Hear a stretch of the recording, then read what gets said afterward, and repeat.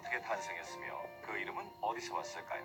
사실 레고라는 이름의 역사는 아주 길답니다. 알고 싶으세요? 지금부터 그 얘기를 들려드리죠. 오래전 올레 커크 크리스티안센이라는 솜씨 좋고 부지런한 목수가 살았답니다. 올레는 자신의 목공소를 경영하고 있었습니다. 하지만 당신은 불경기라 사업이 기울었고 결국 직원들을 해고해야 했죠.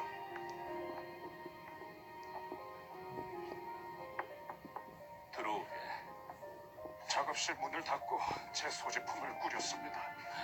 수고했네. 이제 마지막 월급 스표를 줘야겠군.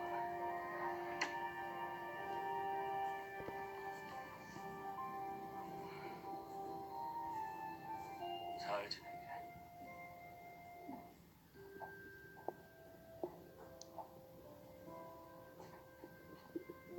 이제 남은 직원도 없군. 이렇게까지 힘들어질 줄은 상상 못했어. 그러게요. 어쩌다 이렇게 됐는지. 그래도 지금보다 나빠지진 않겠죠. 하지만 불행은 계속됐고 부인마저 세상을 떠났습니다. 그렇지만 올레는 포기라는 걸 모르는 사람이었죠. 게다가 4명이나 되는 아들들을 혼자서 키워야 했습니다. 어느 날 그에게 좋은 아이디어가 떠올랐고 올레는 곧바로 실천에 옮겼습니다. 아들들이 기뻐하는 걸 보고 올레는 장난감 사업을 시작해보기로 했습니다. 올레는 새로운 걸 시도했는데 다행히 목공소에서 쓰다 남은 나무가 많이 있어서 재료비는 따로 들지 않았죠. 시간이 흐르고 올레는 훌륭한 솜씨와 안목으로 장난감을 만들었습니다. 하지만 매상은 높지 않았죠. 다행히 아들 고트프레드가 졸업 후 아버지를 돕기 시작했습니다. 두 사람은 간신히 사업을 이어갔죠. 마침내 빌룬트의 한 목공소에서 고급 장난감이 제작된다는 소문이 사방으로 퍼졌습니다. 그러던 어느 날 한 사람이 찾아와 올레의 미래를 바꿔놨습니다. 바로 장난감 도매상이었죠. 품질 좋은 나무 장난감을 만들고 계시다면서요? 네, 최선을 다하고 있죠. 도매상은 올레의 장난감을 보자 감탄했고 가기 전에 대량의 주문을 넣었습니다. 드디어 우리 장난감의 가치를 알아봐주는 사람이 나타났단다. 이걸 보렴. 명절 때 우리 장난감을 자기 가게에서 팔고 싶다는구나. 올해 크리스마스는 바쁘긴 해도 행복할 거야. 올레는 다시 직원들을 고용해 열심히 장난감을 만들기 시작했죠. 그는 최고의 목재만을 재료로 골라 손수 세심하게 가공했습니다. 크리스마스 전에 제작을 마칠 수 있도록 올레와 직원들은 한낮으로 쉬지 않고 일했습니다.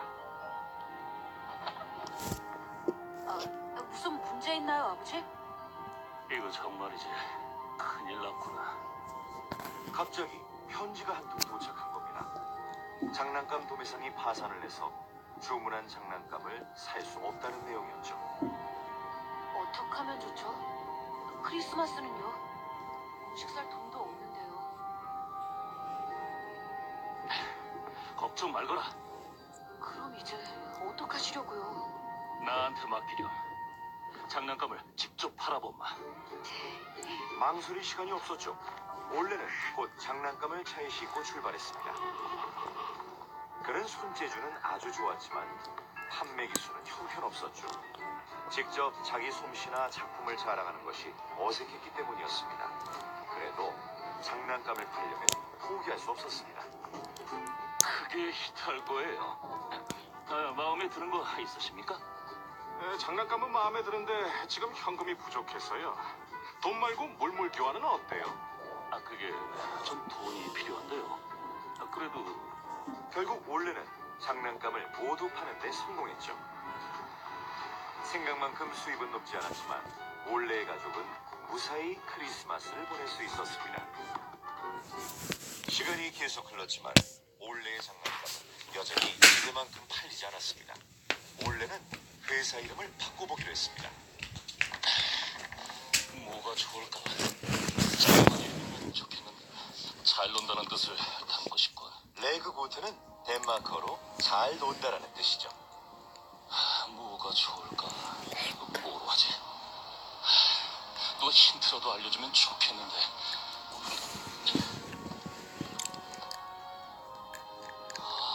레고. 결국 올레는 자신의 회사에 꼭 들어맞는 이름을 찾았습니다. 그는 몰랐지만 사실 레고는 라틴어로 나는 조립한다라는 뜻이었죠. 레고라는 이름은 반응이 좋았고 사업은 조금씩 성장하기 시작했습니다. 올해 수익은 3,000크론이나 되네요. 주문량도 많이 늘었고요. 방금 3,000크론이라고 했니? 그렇다면 이걸 보려무나. 고트프레드는 그 돈을 장비 구입에 다 써버리기는 싫었죠. 하지만 절삭기는 편리했고 장난감의 질도 높였습니다. 이젠 마무리하고 배송 준비 좀 해주겠니? 네, 아버지. 아버지, 재료비를 줄일 방법이 떠올랐어요. 아, 그래? 뭔데? 평소엔 라커를 3번 칠했는데 오늘은 2번만 칠했더니 절약되던데요. 뭐라고? 올레는 고트프레드의 아이디어에 동의하지 않았습니다. 그는 아들에게 포장한 상자를 풀어서 다시 덧칠을 한 후 직접 배송하도록 시켰습니다. 올레는 값싼 속임수로 소비자를 속이기는 싫었죠. 고트프레드가 돌아오자 올레는 좋은 브랜드의 가치를 강조했습니다. 고트프레드는 그 사건을 통해 모든 절차가 중요하다는 걸 깨달았고 최고만을 추구하게 됐습니다. 1930년대 후반 레고사는 흑자를 냈고 2차 세계대전이 발발한 후에도 위기에서 살아남으려고 최선을 다했죠. 모든 게 순조로워 보였습니다. 하지만 1942년 레고사의 운명은 바뀝니다.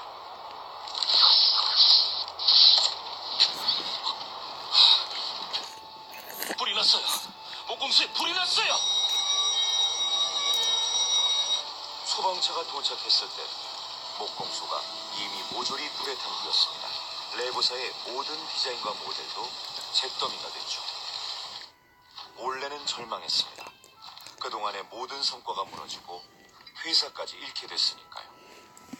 하지만 올레는 자식들과 직원들을 위해 레고사를 다시 일으켜 세웠죠. 새 공장이 세워졌고 나무 장난감 제작이 시작됐습니다. 그리고 레고사는 시장에 재진입했죠. 공장은 서서히 다시 순조롭게 돌아가기 시작했고 올레는 새로운 도전에 나섰습니다. 어느 날 올레는 새로 수입된 기계를 보러 코펜하겐에 갔습니다. 그 기계는 플라스틱 조형기였죠. 그걸 본 올레는 매우 흥분했습니다. 한 대 살까? 값도 나쁘지 않고 좋은 기회가 많이 생길 거야. 글쎄요. 저도 관심은 가지만 너무 비싼 것 같은데요? 승낙하는 거지. 플라스틱 조형기가 공장에 도착하자 올레는 곰인형과 딸랑이를 만들기 시작했죠. 하지만 올레는 어떤 이유에서인지 행사장에서 받은 플라스틱 브릭을 잊을 수가 없었습니다. 다른 사람들은 그 가치를 알아보지 못했지만 올레는 이 브릭을 디자인만 바꿔 다시 찍어냈죠. 레고사의 플라스틱 장난감이 성공한 것은 회색 트랙터가 출시된 후였습니다. 하지만 여름에는 장난감 매상이 떨어졌고 회사 창고에는 재고가 쌓였습니다. 이건 말도 안 돼요. 우리 장난감은 1년 내내 팔 수 있는 거예요. 크리스마스용이 아니라고요. 고트프레드는 직접 장난감을 팔러 가기로 했죠. 부인인 이디스도 남편을 응원할 겸 함께 나섰습니다. 혹시 돈 주고 사기 싫다고 하면 버터랑 달걀로라도 받아요? 하지만 그럴 필요까지는 없었죠. 고트프레드는 전국을 돌며 장난감을 팔아 레고사의 자금난을 극복했습니다. 두 사람은 올레의 생일 파티에 맞춰 집에 돌아왔죠. 올레의 환갑을 맞아 온 가족이 축하하러 모였습니다. 그거 참 여행하면서 열심히도 떴구나. 야, 좋은 생각이 났어요. 자자, 여러분. 3대가 함께 모여 기념사진을 찍으면 어떨까요? 모두 좋은 아이디어라고 생각했습니다. 그래서 세 사람은 선물과 옷 사이에서 포즈를 취했죠. 고트프레드는 잉글랜드로 출장을 가던 중에 대형 쇼핑센터의 사장을 만났습니다. 이때 두 사람이 나눈 대화는 레고사의 미래에 있어서 아주 중요한 역할을 하게 됐죠. 그거 참 답답한 일이죠. 요즘은 좋은 장난감이 없다니까요. 잘 모르시네요. 쓸만한 게 얼마나 많은데요. 쓸만한 거야 많죠, 예. 하지만 체계적인 장난감이 없잖아요. 체계요?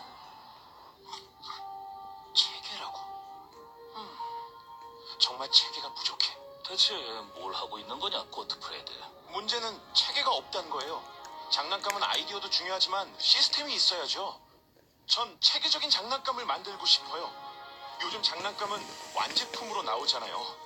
아이들의 상상력과 창의력을 자극할 새로운 뭔가가 필요하다고요. 그래서 레고의 시스템을 더하겠다고? 그거 흥미롭군.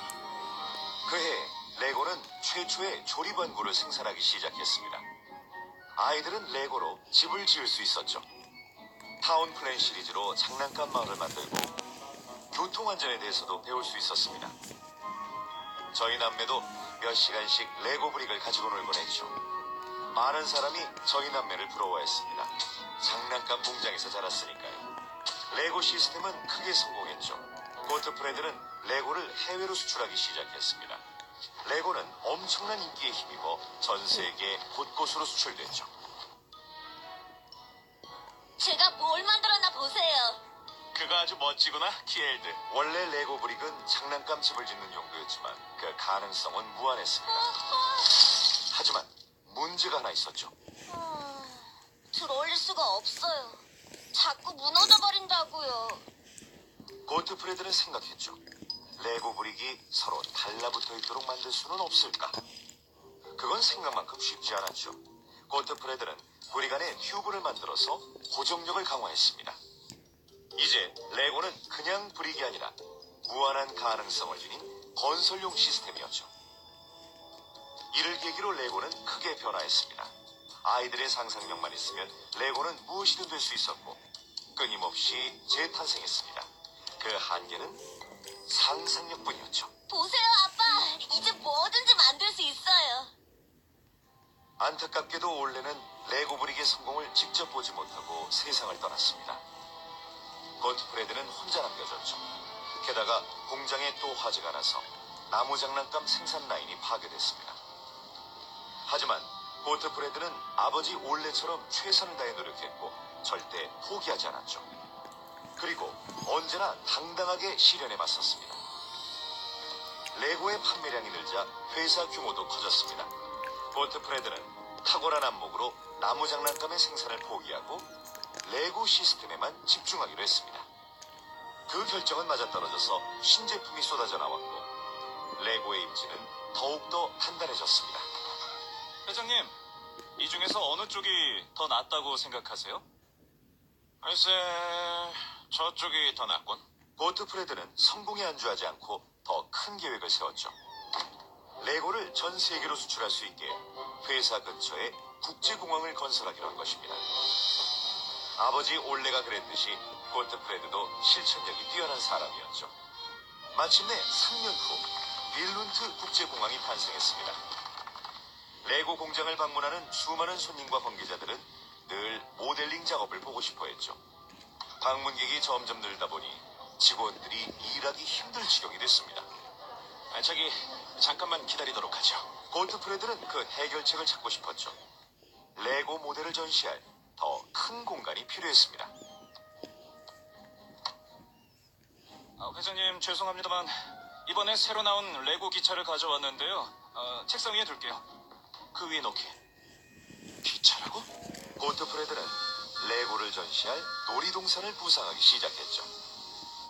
그리고 큰 타워를 세워 주변을 내려다볼 수 있게 하는 겁니다. 공원 전체를요.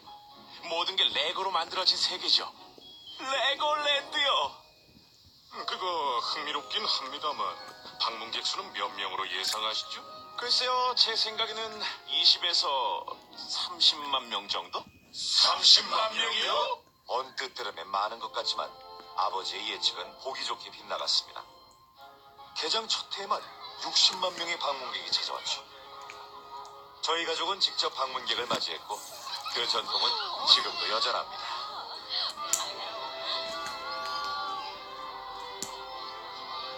이제 여러분도 알게 되셨겠죠?